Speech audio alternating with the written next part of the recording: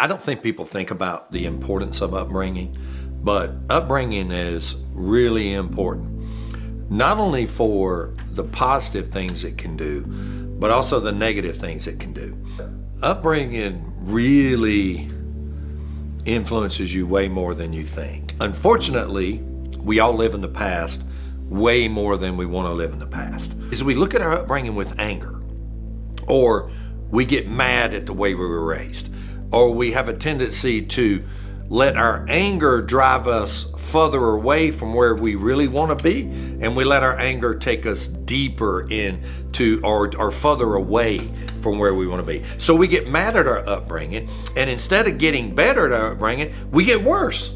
People lower their standards. People think, well, that's all I'm ever going to be, or this is all I've ever got.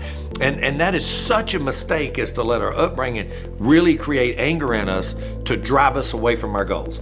Don't let it steal your individuality, because it can really take away from who you want to become, who you want to be, or what impact you want to have on life. Upbringing can really trap you into stealing your identity. It can steal you from being all that you can possibly be, or it can steal you from reaching your highest potential, because you're always going to let your upbringing kind of hold you back in most cases. So how do you find your individuality, right? Okay, so finding your individuality is really, it's going to be a struggle for anybody, because remember, our upbringing is going to influence our thought process. It's almost like you have to rewire yourself to what you want to be.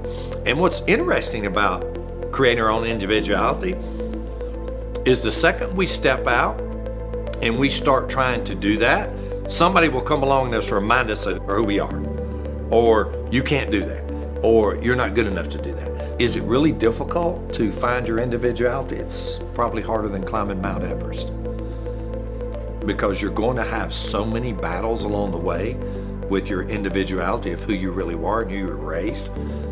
But along that path are going to be some really good things of finding out who you are. It's just about finding your individuality to find your highest level of performance.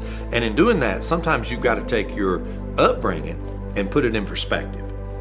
And putting it into perspective is realize, yes, it has a lot to do with in shaping who I am, but it's not who I want to be.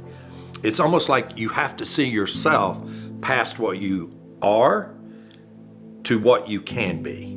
And so remember, your upbringing is who we are, and it does form us, but it shouldn't hold us back from what we want to be. Our upbringing should enhance who we want to be, not stop us from becoming who we want to be.